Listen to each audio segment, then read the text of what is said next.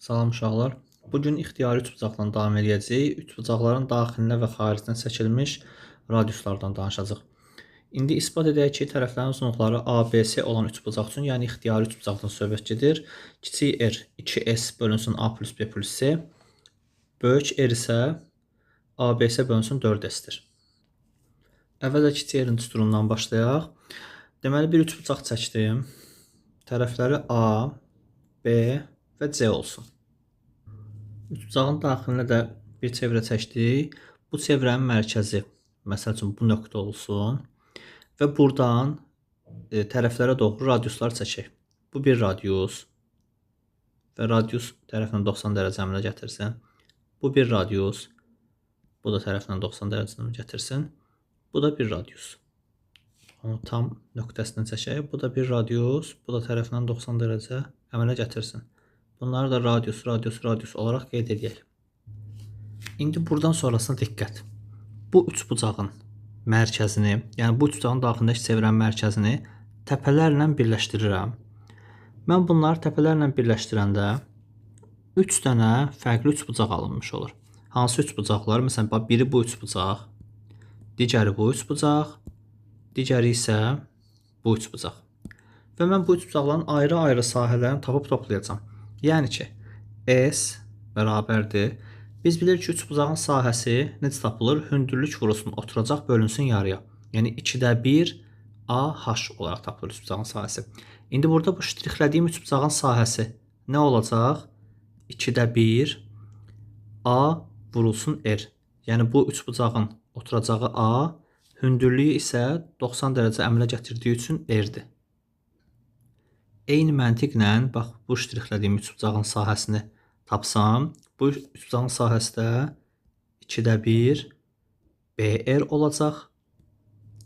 Eyni məntiqlə ştrixlədiyimiz üçüncü üçbucağın sahəsi də 2də 1 CR olacaq. Mən bunların üçündən də 2də 1 R-i ortaq götürsəm, mötərizədə A üstəgəlsin, B üstəgəlsin, C alınmış olacaq.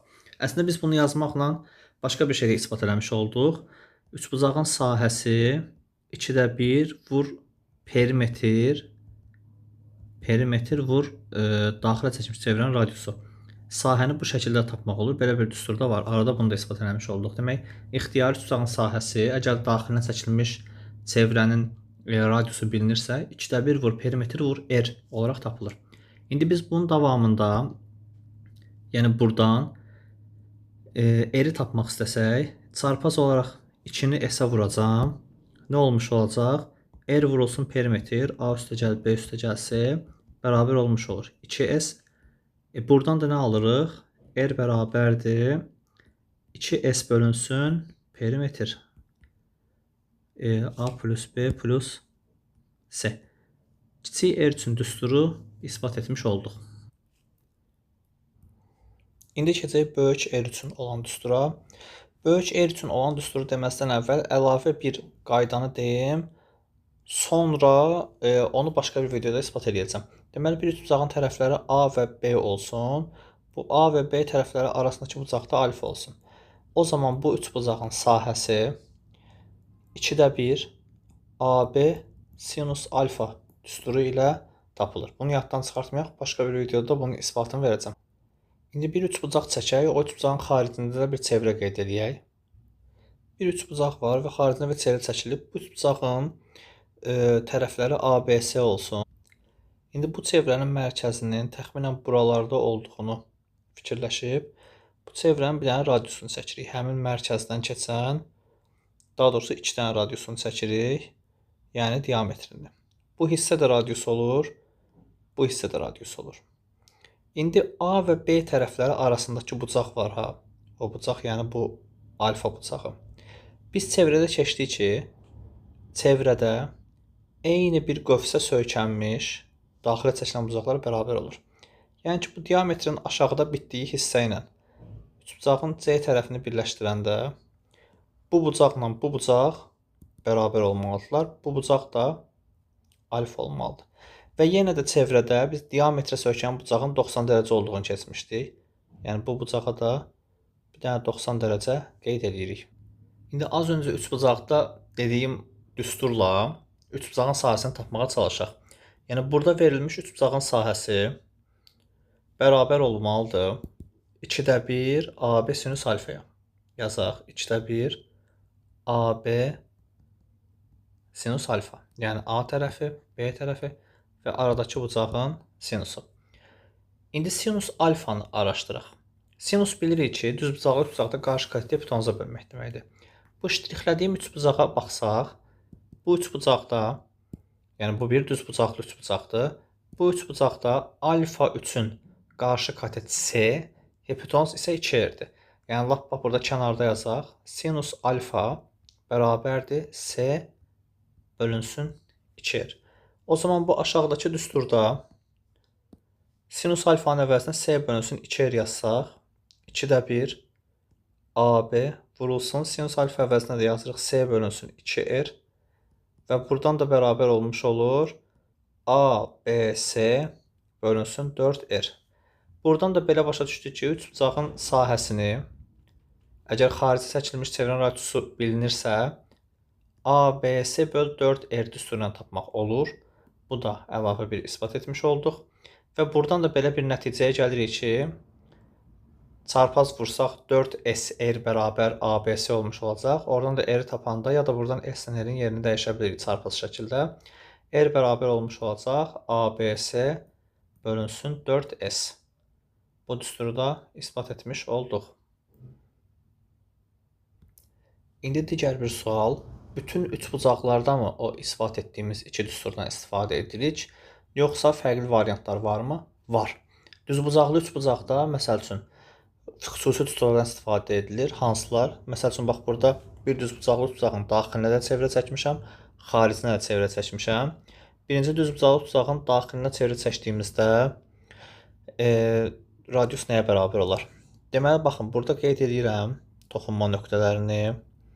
Düzbucaqlı üçbucağın da radiusunu çəkirəm. Düzbucaqlı üçbucağın daxilindəki çevrənin radiusunu çəkdim. Radiuslar 90 dərəcə əmələ gətirdi. Radiuslar 90 dərəcə əmələ gətirdilər. Bir kvadrat əmələ gəldi içəridə. Onda bu toxunma hissələrdə radiusa bərabər oldu. Yəni, düzbucaq təpəsindən çevrənin toxunma nöqtələrinə qədər məsafələr radius oldu. İndi bu katet ümumidə A idisə, sol tərəfi də R-dirsə, sağda qalan hissə A çıxılsın R olur. Bir nöqtədən çəkilən toxunanlar eyni olacağı üçün o zaman digər bu hissə də A çıxılsın R olur. Eyni qayda digər katet üzərində toxunma nöqtəsindən yuxarı nöqtəyə qədər B çıxılsın R. Bir nöqtədən çəkilən toxunanlar eynidirsə, hipotenuzun digər tərəfi o da B çıxılsın R olmuş olur. İndi nəticədə görmüş oluruq ki, A çıx R ilə B çıx R-i toplayanda C alınır. Yəni, bura ümumi hipotenuzdur. A çıx R ilə B çıx R toplayanda C alınır. O zaman 2R-i sağ tərəfə keçir, C-ni sol tərəfə gətir. A üstə gəlsin, B çıxılsın, C bərabər 2R olacaq. Oradan da R bərabərdir. A üstə gəlsin, B çıxılsın, C bölünsün 2.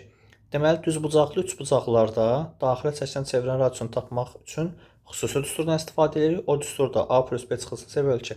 Bəs xarici çevrə çəksək? Xarici çevrə çəksək məsələ daha asandır. Bu bir düzbucaqlı üçbucaqdır. Biz də bilirik ki, çevrə dərsində keçdik onu. Çevrədə düzbucaq diametrə söykənir. Ya da diametrə söykənən bucaq düzbucaqdır. O zaman bu C olmuş olur diametr. Diametr nə deməkdir? 2 dənə radius deməkdir. 2 dənə radius C-yə bərabər almış olur. Radius da bərabər olur C böl 2. Demək, düzbucaqlı üçbucaqda böyük yeri tapmaq üçün həmin bayaqki düsturdan istifadə etməyə ehtiyac yoxdur. Hipotenuzu yarıya bölsək, radius alınır. Və eyni zamanda hipotenuz diametri oldusa, hipotenuz əgər diametri olursa, çevrənin mərkəzi də hipotenuzun ortasında yerləşmiş olacaq. Bu qədər danışdıqsa, bərabər tərəfli üçbucağı qeyd etməsək də olmazdı. Bərabər tərəfli üçbucaqda bu düsturlar necə yerinə yetər? Demək, bərabər tərəfli üçbucaqda bilirəm ki, hər bir bucaq 60 dərəcədir. 60 dərəcəni qeyd eləyərəm. Burada olar 30 dərəcə. 30 dərəcənin qarşısı bu hissə olar A bölünsün 2. Ki, çəkilən hündürlük həm də median olduğu üçün digər hissədə onsuz da A bölü 2 olur. Digər tərəfdə A-dır. 60 dərəcənin qarşıdakı katetdə digər katetdən kökdə 3 dəfə çox olacağı üçün hündürlük A kök altında 3 bölünsün 2 olur. A bölü 2-ni kökdə 3-ə vururam. Əgər bayaqki düsturları yerinə yetirərək radiusları tapacamsa, birincisi sahəni tapmış olmalıyam. Sahə nəyə bərabərdir? Hündürlük vur oturacaq bölü yarı. Hündürlük A kökdə 3 bölü 2 vur oturacaq, yəni A bölünsün yarıya. Bu da bərabərdir A kvadrat kökdə 3 bölü 4. Bunu yad saxlayırıq. İndi düsturlarla daxilə və xarici çəkilmiş radiusu tapacamsa, daxilə çəkilmiş radiusu tapım. Daxilə çəkilmiş radius az öncə öyrəndik ki, 2S bölünsün perimetr.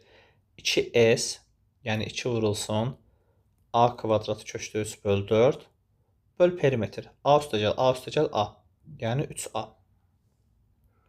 Bu ifadədə sadələşdirmə işləri aparsaq, məsəl üçün 2 ilə 4 ixtisar gedib 2 qalsa, A-nın bir dənəsi getsə, bir dənə A qalsa, nə olacaq? A kökdə 3, aşağıda 3 var, 2 var, A kökdə 3 bölünsün 6.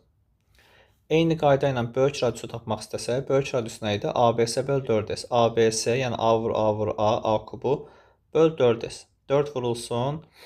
S-dəki nə aldıq? A kvadrat kökdə 3 böl 4. A kvadrat kökdə 3 bölünsün 4. 4-lər ixtisar gedir. A kvadrat da ixtisar getsə, A bölünsün kökdə 3 qalır. Bu da A kökdə 3 böl 3 olar. Məxrəc yazsaqdan etsək.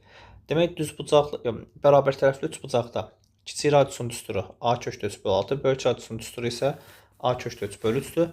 Və bu alınan ifadələrə fikir versəz, A kökdə 3 böl 6-nı 2-yə vuranda A kökdə 3 böl 3 alınır.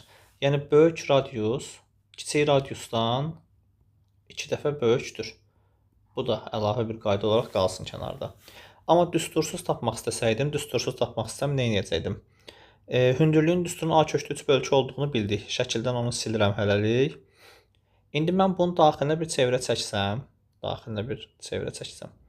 bir dənə də xaricinə çevrə çəksəm, bərabər tərəfli üç bucaqda medianların kəsişmə nöqtəsi, tən bölənlərin hündürlüklərin kəsişmə nöqtəsi, hətta daxili və xarici çəkilmiş çevrələrin mərkəzləri eyni bir nöqtəyə düşür. O nöqtə üç bucağın daxilində və tam olaraq qeyd etdiyim yerdədir. İndi fikir versək o nöqtəyə. O nöqtə həm də medianların kəsişmə nöqtəsidir axı. O zaman biz deyə bilərik ki, bu hündürlük olan A kökdə 3 böl 2 var idi. O 2 böl 1 nisbətində bölünür. Yəni bu hissə 2x, geri qalan hissədə x olar.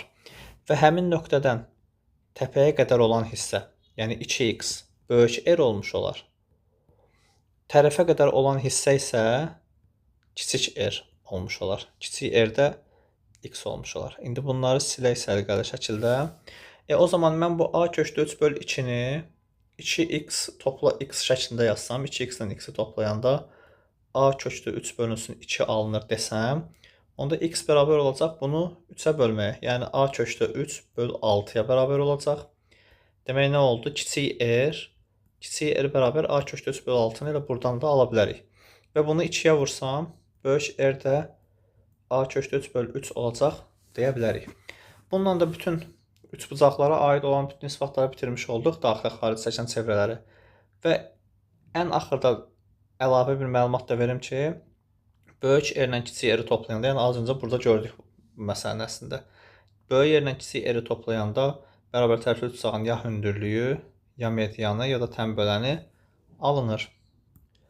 Və ən sonda dim 20 sınaqda isbat sualını yazaq. Dim 20 sınaqda sınaq 2-nin isbat sualında bizə ixtiyari üç bucaqda böyük R ilə kiçik R-in hasili 2 vurulsun ABS bölünsün A plus B plus C olduğunu isbat edin deyir.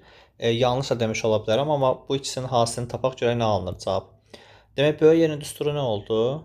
ABS bölünsün 4S. Kiçik R-in düsturu nə oldu? 2S bölünsün A üstəgəl B üstəgəl C. O zaman buradan da S-lər ixtisar getsə, 2-lər də 2 ilə 4 də ixtisar getsə, nə olur? ABS bölünsün 2 vurulsun A plus B plus C. Bəli, yanlış dedim. 2 yuxarıda yox, aşağıda olmalıydı. Demək, ixtiyari üç bucaqda xarici çəkilmiş çevrənin, daxil çəkilmiş çevrənin radiuslarının hasili bərabər olmalıdır. ABS bölünsün A plus B plus C-yə. Bununla da üç bucaqlara aid daxil çəkilmiş çevrənin, xaric çəkilmiş çevrənin radiuslarının tapılmasını isbat etmiş olduq. DIM-20 sınaqdakı isbat sualını da isbat etmiş olduq. Növbəti isbatlar daha maraqlı olacaq. İzləmədə qalın. Sağ olun.